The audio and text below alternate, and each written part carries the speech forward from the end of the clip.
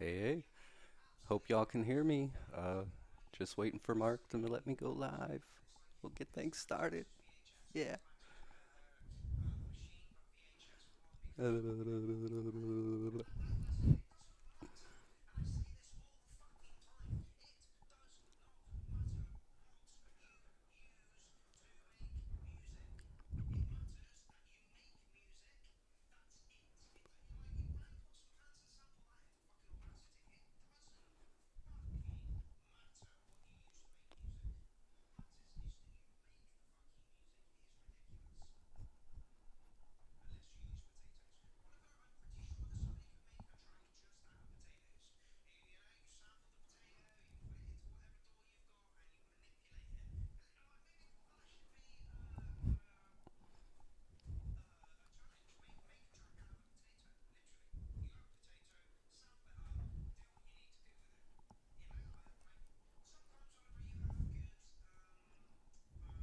Almost time. Mark's ranting about potatoes.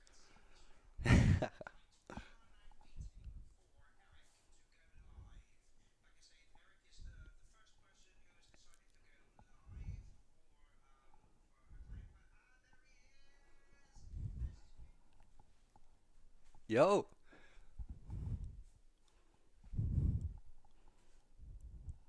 am I live? Oh shit, I'm live. I'm live. Oh god. All right, y'all. I don't know what Mark's saying right now, but let's get into this shit. Yeah, so I'm a little nervous. I hope everything sounds good out there. Hope my shaky camera work doesn't fuck with you too much. Yeah, a little shaky with the camera.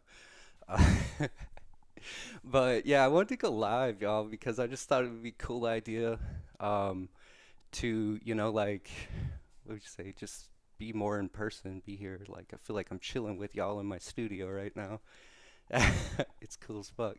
Um, so I've been sitting home alone all day fucking long, waiting for this to start and stuff. So, unfortunately, I got pretty fucking baked today. So please forgive me. Yeah. But anyways, let me show you what I got going on in this room. I'm lucky enough to have a room that I can dedicate to my little fucking music space here. So that's cool. And, I think, Roger just put me in there. It's like my pacifier to get me out of his fucking hair, but.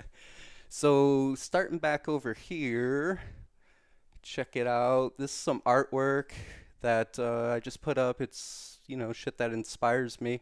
I think Mark would recognize this guy here. That's the Super Booth poster that Alan Crawford surprised us all with after Super Booth. And you can see everybody that signed it, Fanatic 12,000, fucking Alan, myself, all the cunts that were at the Super Booth Clown Army meetup. That was a real epic fucking time for me, y'all. Uh, Real fucking epic, man. Just to meet everybody, Mark, Fanatic, Alan, got to meet Sarah Summers, Professor Dick to beat, Paul Flanger, all of these cunts, man. It was cool. It was really cool. So I wanted to put that up in the studio because it inspires my ass. Of course, we got Sarah in the middle here. I picked this up when I got her hardcore album. I got down there. Uh, Wanted to put it up because over the last year or so, I really got to know Sarah pretty well and stuff, and we're pretty good friends or whatnot. And she is just a powerhouse. She is nothing but inspiration. Nothing but inspiration. I mean, one of the hardest working people I've ever met. One of the hardest working people I ever met. So, uh, yeah, I put that up there. Of course, Metropolis. Just one of my favorite sci-fi movies, and it looks fucking cool. Cool little Berlin skyline. Moving down here, I got a crappy Casio electric keyboard. I don't even know what it's called, but I got a crappy Casio electric keyboard. This side of the room is just kind of the collect all. Just putting shit over there to get it out of the way. Got that sucker for free. Got my old APC Mini. Retired that when I got this bad boy. And I got my turntable over here, what I call the Deck of Legends. So A little while ago, I've been asking all these cunts to give me stickers and shit, and they've been giving me fucking stickers, and so I slap them on the deck of Legend. I would have filled this deck up, y'all, so if y'all got stickers, send them my way. Yeah, so of course I got my little record collection and CD collection. Most of this shit down here that you see is like shit I inherited. I've just recently started going down the rabbit hole of actually buying vinyl. And so wish me luck, y'all. Wish me luck. But yeah, I recently just picked up the Sarah Summers hardcore album. That's a sick album if y'all haven't heard it. You could pick it up on her website, Sarah Summers Music. But yeah, I got everything in here from disco, techno, fucking electro, you name it, classic rock, classical music, everything. I can't turn down free records. Uh, Moving over here, this is a cool little portrait that Sergio Murto, I think his name, he made for me. That's my fucking profile picture on Facebook, and I kind of half jokingly said, "Hey man, you should do a portrait of me." And he was like, "Okay." And then like 2 weeks later, he's like, "What's your address?" I'm like, "What? For real?" So much love to my man there for making that for me. That shit's cool as fuck, man. Uh, just a few little trinkets over here. Of course, my main man, Fanatic 12,000, F12K, showing that love. Little beautiful postcard from Cowbellistan. Special cowboy, cowbell, sent to me from my man, Fanatic 12,000. And of course, the tiny bells. Down here, you'll see this is the instruments. This is the drums that every single transatlantic funk track was ever made of. This is the real stuff. When you listen to that, that's what you're hearing right there, bro. So, yeah. Let's make our way over here. This room kind of actually serves, as you could tell, like a dog pen slash Eric studio. Like, that's where Sydney sits and rolls his eyes when I'm making shitty music. Got all of his babies and shit up in there. Moving on over here by the window. It's kind of like right now a little microphone setup I got going on. I got this big ass clunky microphone. Fucker always wants to fall over. Of course, over here I got the VT4 and this little Akai MIDI keyboard. Use this for a lot of vocoder effects when I'm, recording vocals and shit. Real fun. People give this guy a lot of shit, but it's real fun. Real fun. Of course, we got Justin Bieber, Lil JB here, hanging out, giving me some support in the studio. Little known fact about Mark Gardner. His favorite musician is actually the Biebs. It's actually the Biebs. So anytime he makes a track, he keeps Justin Bieber in the back of his mind, as inspiration. That's where he draws it from right there, the Biebs. Down here you'll see a little MIDI keyboard. I got that sucker for like 20 bucks at a thrift store randomly. Turned out to be a good find because it's got MIDI out, MIDI in, MIDI through, so can do a lot of that. Really helpful when I'm like trying to write, MIDI parts and shit. Little mixer up here. This guy ultimately is going to be a sub mixer that's going to connect that side of the room with everything on this side of the room one day. One day it's going to be a sub mixer. I'm still working on this side of the room. I want to get another turntable up in that bitch. And a legitimate mixer and stuff, and kind of have like a DJ stand over there. And of course, more synthesizers, synthesizers. Hey, Justin, how you doing? You keeping it cool today, bro? So yeah, moving right along to my humble setup. This is pretty much what I make all of my music on right now. I know Mark's been going on about it doesn't matter, and I agree 100%. It doesn't matter how you make your music. It's just, make the fucking music, right? Whatever draws your inspiration. But for me, in my ADD, I'm moving more towards hardware stuff because I can't. I lose track when I'm fucking around in Ableton, and next thing you know, I'm down 17 rabbit holes. There's too many options in Ableton. With the hardware stuff I got here, it gives me like X, Y, this is your parameters to play with. That's your parameters. So it's limited, so I stay on track because the ADD is strong in this model. Yeah. So I have I guess you call it like a hybrid setup going on here. Um, I do minimal programming inside of Ableton, and let me pull Ableton up real quick. Minimal programming inside of Ableton, doing a lot of my writing in the session view, and then launching everything on the little APC 64 right here. So in Ableton, you see all the colored clips there. Those are all MIDI parts. Each color coincides with a different piece of kit here, and from top to bottom, it's the beginning of a track, the next part of the track, the next part of the track sequentially.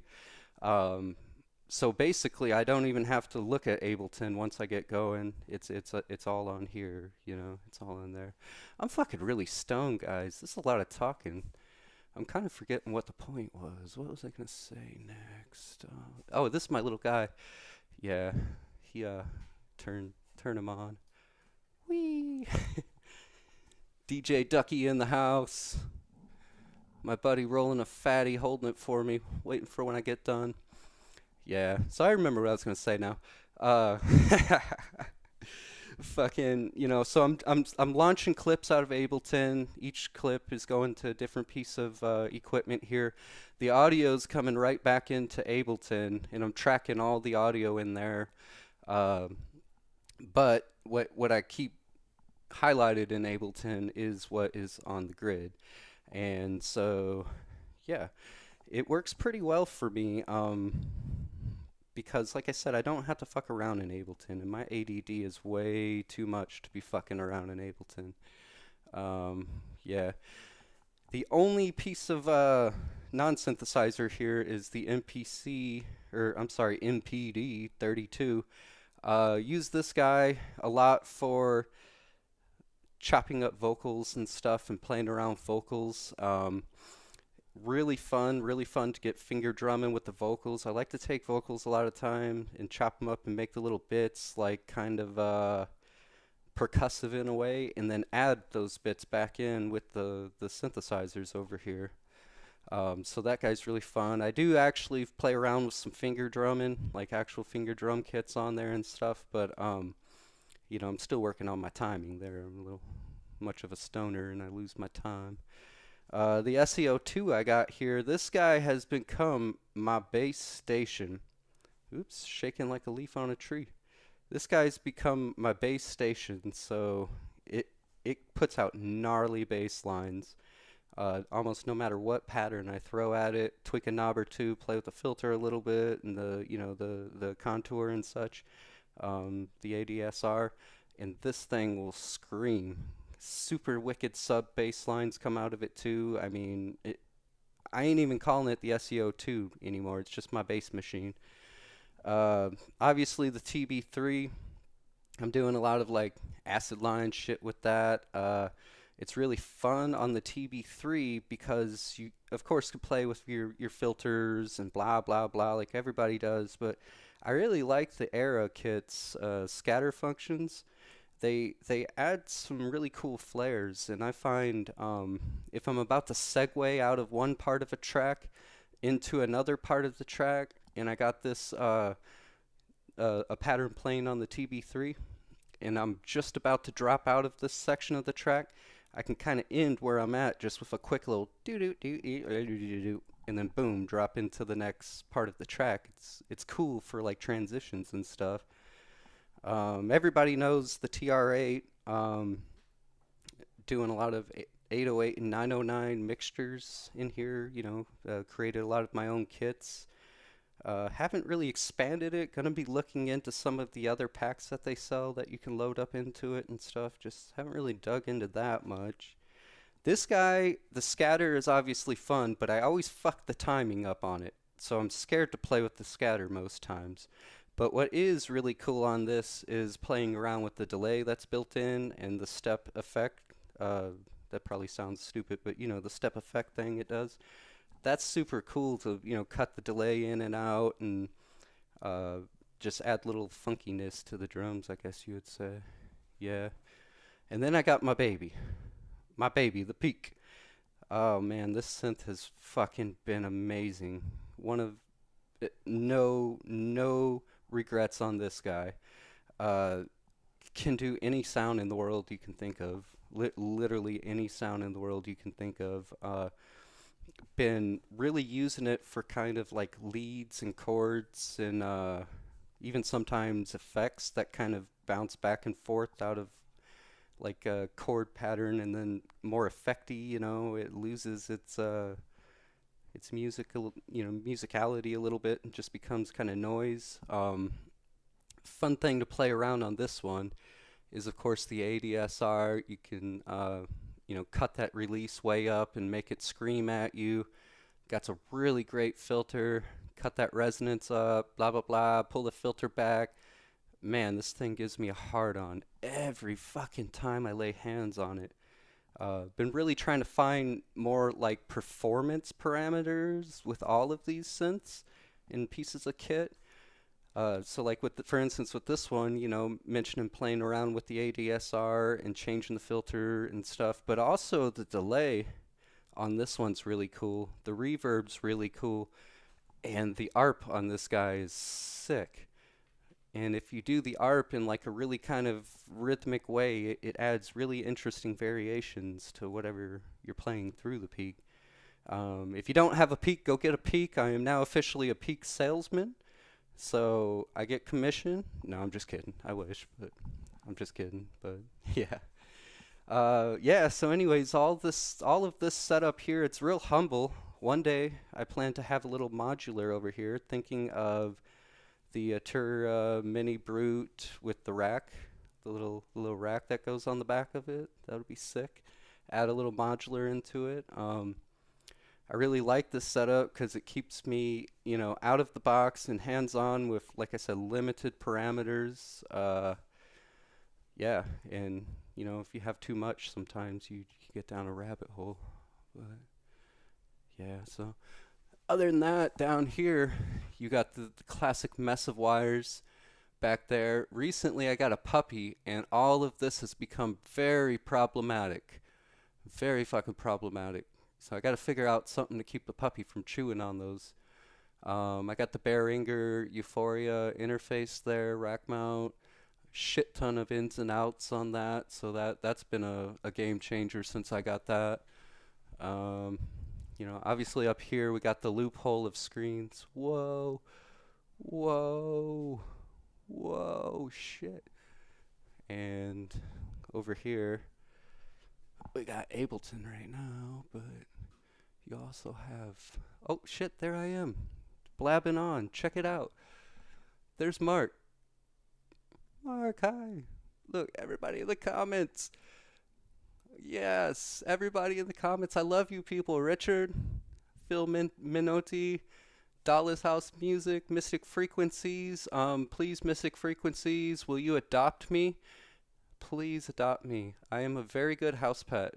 Synthetic, I love y'all. I love y'all. Yeah, and then there's the cage. That's where I go when I'm a bad boy.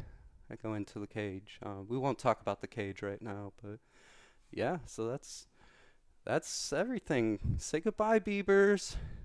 Bieber with the Biebs. That's everything. Again, I hope everything sounded good and looked halfway decent, and I hope I didn't bore you too much. Yeah, I can't tell how this sounds until the end, but hopefully it's cool. So I don't know. I think I run out of things to say, but I love you guys. Clown Army love, always. Peace.